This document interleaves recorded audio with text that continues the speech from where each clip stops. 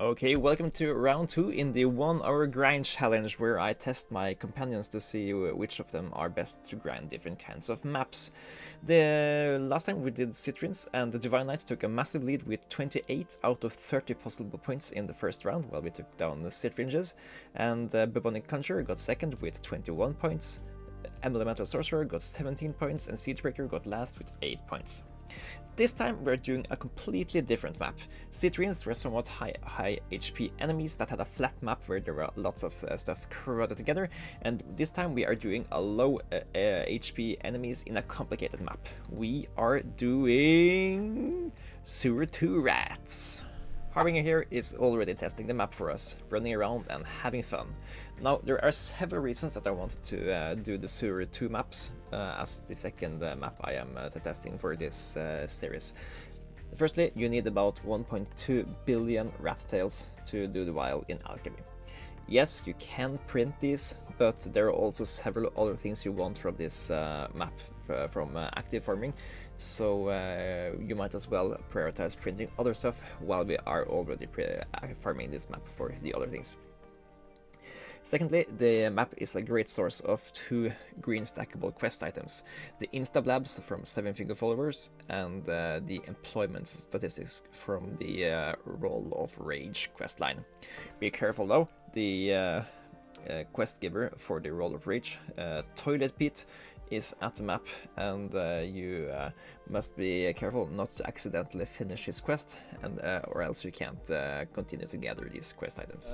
Thirdly, the map is a source of 8 statues and golden foods altogether, together with the crystal spawns that's also spawn here while you are already farming the map. And yeah, you need 20,000 of these statues to make them obsidian, and you need even more to power them up.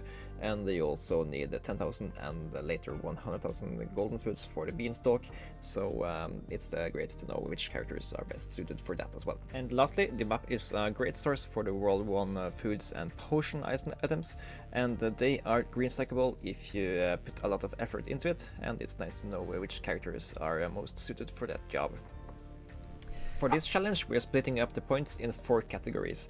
The winner gets 10 points, and the others get points compared to how good they were relatively to the winner.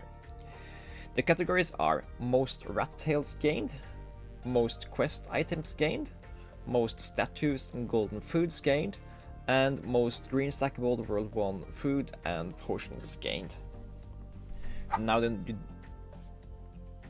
Now that you know how the competition is going to be scored, let me know in the comments if you want to guess who you think are going to win.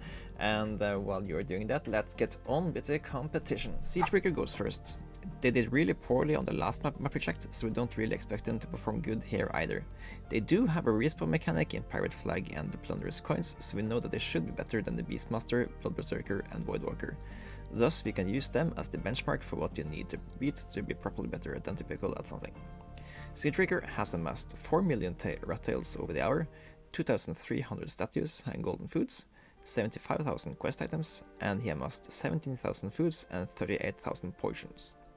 He also did enough obols to make 12 fragments, had 960,000 kills, and gained us 71 rat cards and 4,000 leaves. Next up is Elemental Sorcerer, and boy is he glad we are doing a low HP map. Because of how multi-kill and drop rate interact with the Wormhole talent for Elemental Sorcerers, he is able to rack up ridiculous amounts of rat tails in short time. Before 3 minutes have passed, he has already gotten over 1 million rat tails, and there is nothing slowing him down.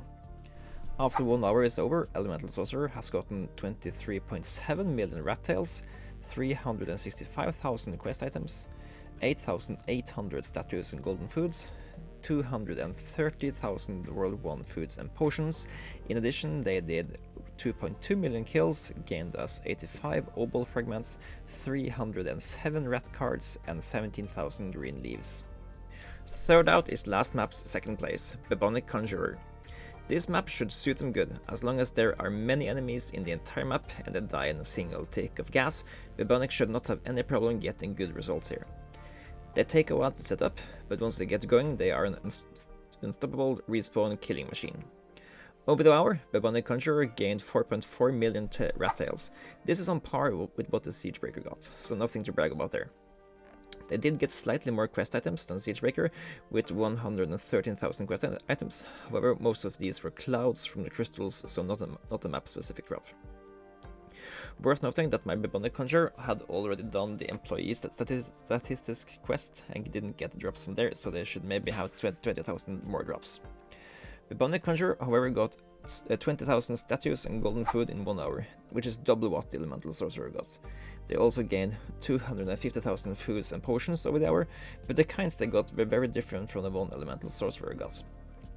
Lastly, they got 4.7 million kills, 256 obol fragments, and 59 rat cards. Last contender out is last round's winner, the Divine Knight. The Citrian map was a really home court advantage for the Divine Knight, and they got over 700 orb kills several times. However, here in the sewers, the enemies are on several different platforms, and the Knightly Disciples can't cover enough area to make the active farming here easy. My Divine Knight actually struggles to get past 200 orb kills here before it times out, and this really impacts his hourly rates. After the hour is gone, the Divine Knight has really disappointed me in its abilities to kill this map actively.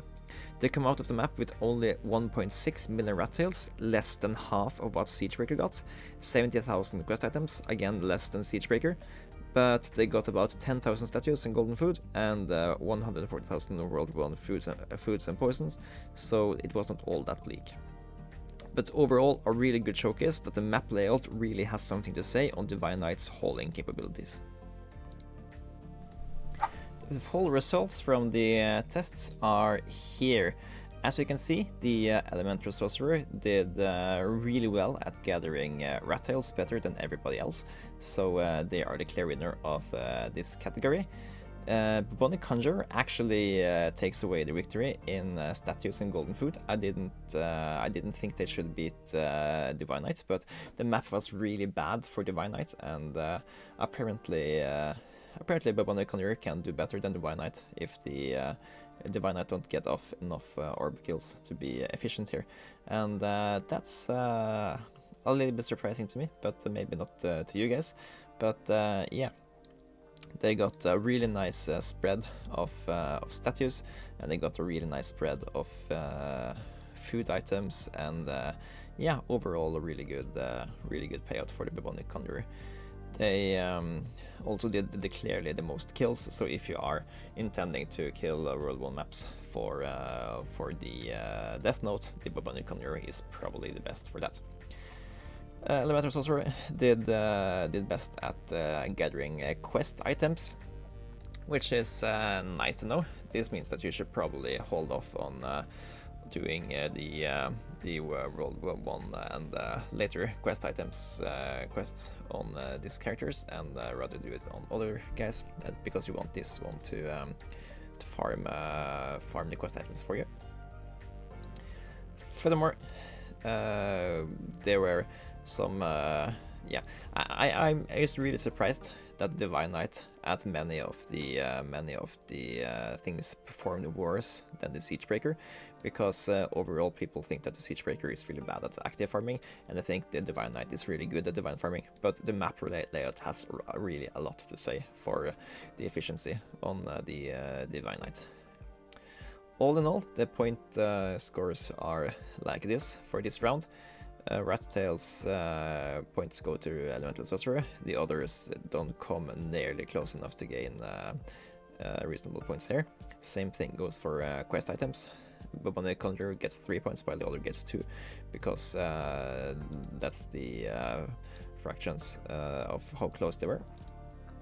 Bubonic Conjurer wins the statue points with the 10, and Divine Knight and Elemental Sorcerer gets second places there with 4 and 5 points each in the category, and the Bubonic Conjurer also wins the foods and pots from the World 1 here, while the Elemental Sorcerer are also very close. So that means that we now have a new leader, and that is Bubonic Conjurer. 2 second places and really good placements in both map 1 and map 2, actually makes them come out ahead in the ground total of things here. Elemental Sorcerer jumps from a 3rd place to a 2nd place, and they are pretty close to Bubonic, while Divine Knights falls down from their top at the first map down to 3rd place in the total rankings because of this horrible performance here in the sewer maps. Siegebreaker is still rocking a steady income of 1-digit points in the total. There we have it. That was the result of the 2nd round in the 1-hour active farming challenge here in IdleOn, where we try to find out which characters are the best to grind each kind of map. Did the results in this episode surprise you, or have you experienced similar things yourself?